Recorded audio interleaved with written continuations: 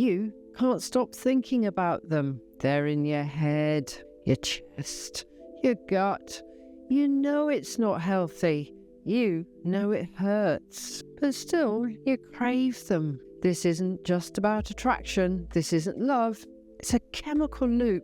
And your nervous system is hooked. Today, we're unpacking the dangerous cocktail of emotional chemistry and addiction. So, why it's not your fault and why it feels like love, and how to finally break the cycle. So let's look at when attraction becomes a high. Real love is steady, stable, sometimes even a little boring. Addictive love?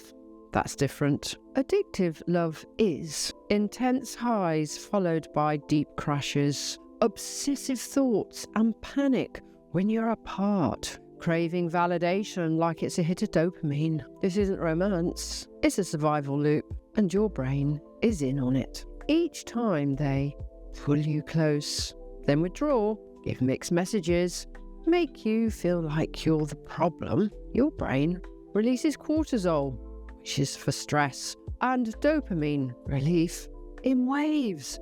The chaos becomes the chemistry.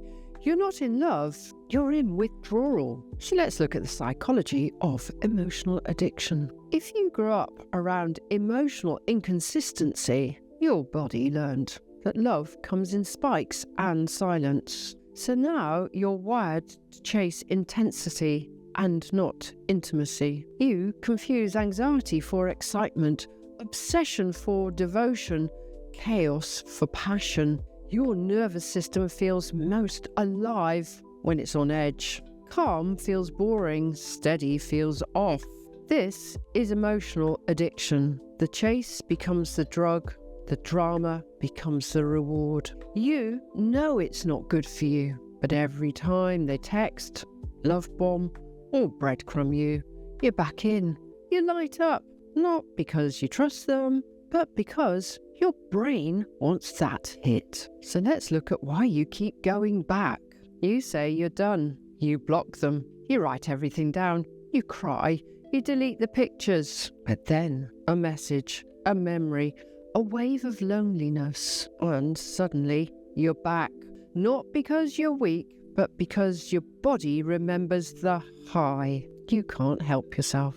But here's the truth. You're not chasing the person, you're chasing the feeling that they give you. And that happens when they show up right, even if that's 1% of the time, even if it never lasts, even if it always ends in the same pain, going round in the same circle. Because you're not addicted to them, you're addicted to the potential, the possibility, the moment you feel seen, wanted, and alive. But it's not sustainable, it's not real, and it's not love. So let's look at how to break the loop. Breaking free from emotional addiction isn't about willpower, it's about regulation. And here's how to start healing. Firstly, name the drug, see it clearly. This is not love. This is a chemical addiction to emotional highs. Then sit through the withdrawal. You will feel empty, anxious, grieving, but ride it like a wave. Don't text, don't check, and let the crash come. Then replace the high with the truth. Make a list of how they actually made you feel after the high. Read it when you're crashing. Read it when your craving hits. Then anchor in the real you and ask yourself, who am I when I'm not obsessing?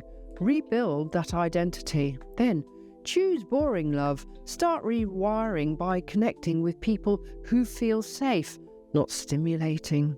Let consistency become your new chemistry. Healing is not a sprint, it's a detox. You are not broken, you are recalibrating. And in my closing comments, it's not just about them, it never was. It's about what your nervous system learned to call home. If love feels like a roller coaster, it's not love, it's a trauma loop with lipstick. Because real love won't leave you gasping, it won't feel like survival, it will feel peaceful. And peace is your new high now. Stay with it. even if it feels unfamiliar. That's not boredom, that's safety, that's healing, that's you. Finally free.